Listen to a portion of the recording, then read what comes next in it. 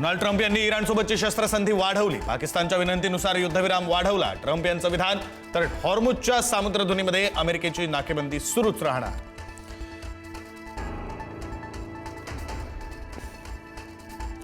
भाजपच्या कोर कमिटीची आज रात्री बैठक. विधान परिषदेसाठी भाजपचे उमेदवार आज ठरण्याची शक्यता. विधान परिषदेसाठी इच्छुकांकडून फिल्डिंग लावण्यास सुरुवात. उद्या बारामतीच्या पोटनिवडणुकीसाठी मतदान प्रक्रिया. सुनेत्रा पवारांना भरघोस मतदान करण्याचं शरद पवारांचं आवाहन. तब्येतीच्या कारणास्तव शरद पवार मात्र राहणार अनुपस्थित.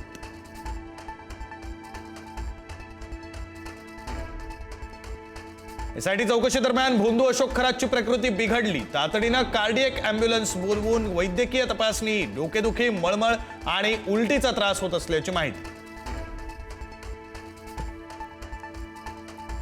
भोंदू अशोक खरात प्रकरणामध्ये तपासाला वेग. नाशिकमधील एका बड्या हॉटेल व्यावसायिकाची एसआयटीकडून तब्बल 6 तास चौकशी. खरातच्या व्यवहारांची चौकशी करत धागेदोरे शोधण्याचा प्रयत्न.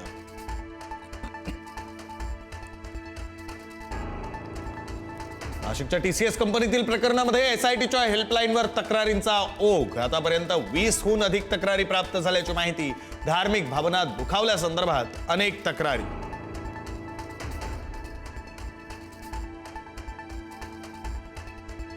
टीसीएस कॉर्पोरेट जिहाद प्रकरणातील 6 संशयितांचा अटकपूर्व जामिनासाठी अर्ज. 2 तारखेला होणार जामीन अर्जावर सुनावणी. दानिश शेख, आसिफ अन्सारीसह 6 जणांकडून अटकपूर्व जामिनासाठी अर्ज.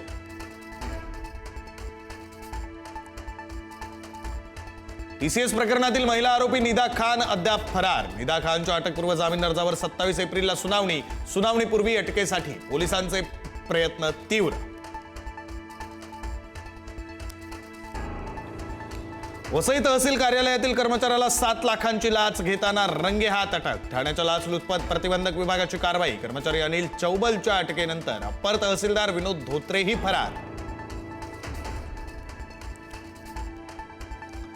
लग्नासाठी पुण्यातील तरुणाला भन्नाट आयडिया पडली महागात. पुणे पोलीस दलामध्ये रुजू झालो असं खोटे फ्लेक्स लावले. तरुणावर नऱ्हे पोलिसात गुन्हा दाखल. मुंबईमध्ये आज पाणी पुरवठा खंडित. काही भागामध्ये कमी दाबानं पाणी. सकाळी 10 वाजेपासून ते उद्या पहाटे 4 वाजेपर्यंत पाणी पुरवठ्यावर परिणाम.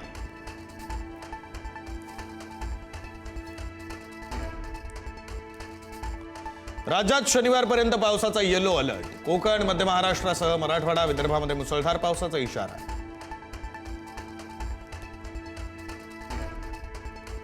अमेरिका इराण युद्धबंदीवर पाकिस्तानात आज चर्चा होण्याची शक्यता. अमेरिकेचे उपराष्ट्राध्यक्ष JD व्हान्स आणि इराणच्या संसदेचे अध्यक्ष मोहम्मद गालिबाफ आज इस्लामाबादमध्ये दाखल होणार असल्याचा अंदाज.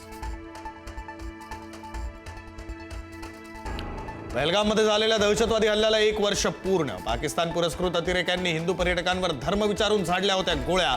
22 एप्रिलच्या हल्ल्याच्या कटू आठवणी आजही जिवंत.